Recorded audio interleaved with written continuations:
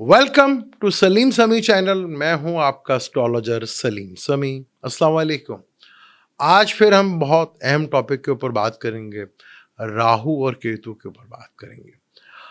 राहु केतु पे अगर हम बात करें तो क्योंकि बहुत ज़्यादा लोग सैटर्न से, शनि जिसे कहते हैं, सैटर्न जोहल, उससे बहुत डरते हैं। और दूसरा फिर राहु और केतु से भी बहुत ज़्यादा डर लगता है सबको, बल्कि डराया जाता है जो भी है।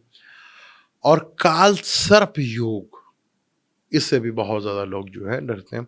आज हम इसी के ऊपर बात करेंगे, कालसर्प योग के ऊपर। क्या कालसर्प योग है, दोष है या योग है? क्योंकि मेजोरिटी में 90-70% जो है, राहु और केतु जब कालसर्प योग बनाते हैं तो योग बनता है, लेकिन हमारे यहाँ लोग इसको दोष बना देते हैं। इसके ऊपर डिटेल के साथ बात करेंगे। फिर एनुअल हॉरोस्कोप की पूरी वीडियो जो है हम डिटेल के साथ आपको दे चुके हैं।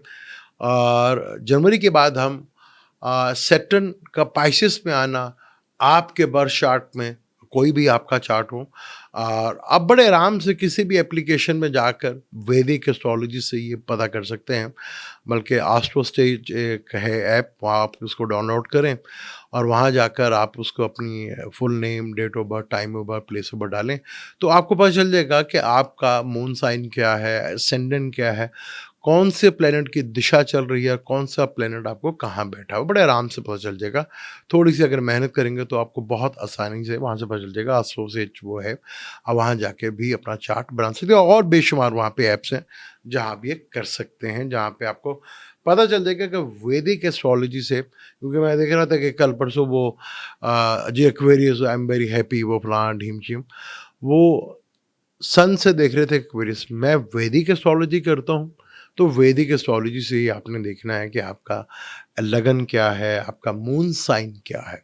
तो उसी से आपके लिए ज़्यादा बेहतर होगा। अगर आप इन चीज़ों से, अगर आप असेंडेंट से देखते हैं, मून साइन से देखते हैं, तो आपके लिए ज़्यादा बेहतर रिजल्ट आपके सामने आएंगे और बेहतर बेहतर आप कैलकुलेट करेंगे।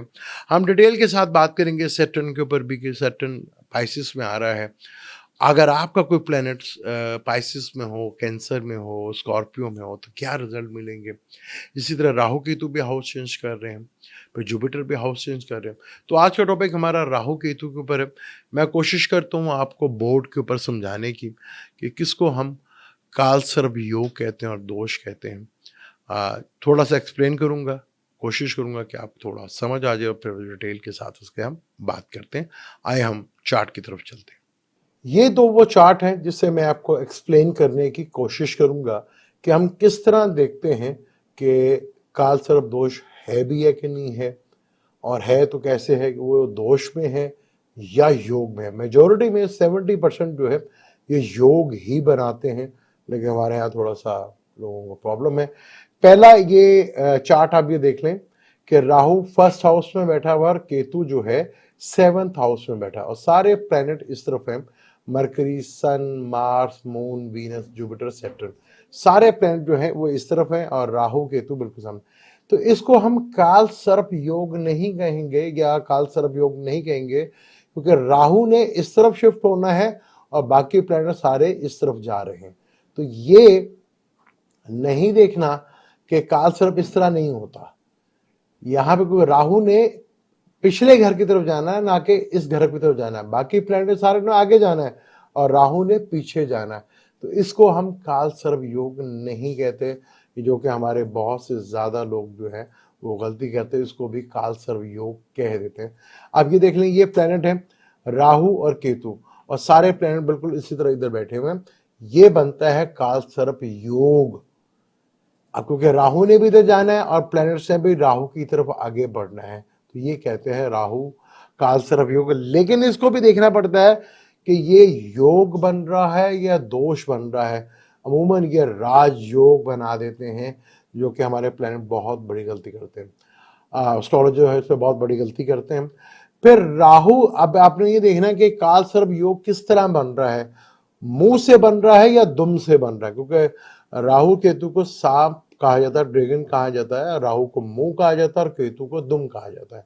अगर राहु से बन रहा है तो मुंह से बन रहा है, और केतु से बन रहा है तो दुम से बन रहा है।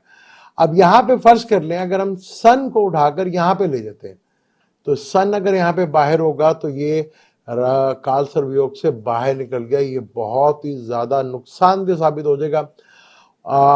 सन का ताल्लुक फादर से होता है, फादर की सेपरेशन हुई और फैमिली, यानी वो कमाने के लिए बैरून मुल्क जा सकते हैं और ये बहुत अच्छा योग रहेगा। अगर वो बैरून मुल्क जा रहे हैं तो बहुत अच्छा योग होगा, क्योंकि वो फैमिली से दूर है और पैसा कमाने के लिए। यहाँ हम इसे एक अच्छा दोष कहेंगे, एक अच्छा योग कहेंगे कि वो फॉरेन गए हैं तो बहुत ज़बरदस्त सेटल मैटर हो गए हैं और वहाँ से इनकम है। फैमिली से सेपरेशन ज़रूर है, लेकिन वो एक अच्छा गेन जो है, फाइनेंशियली गेन वो ज़रूर हो रहा है और यहाँ पे उनको स्टेटस भी मिल रहा है, सब कुछ हो रहा है। और अगर वो पाकिस्तान में या जहाँ पे भी रहते हैं उधर ही हैं तो ये बहुत ही ज़्यादा ख़तरनाक हो जाएगा। अक्सर आपने सुना होगा कि जी फादर घर में बैठे हैं, कुछ करते ही नहीं है, ना कुछ करते हैं बल्कि बातें करते हैं और काम धंधा कुछ भी नहीं करते और वो सिर्फ सुनाते हैं। तो वो ऐसा होता है।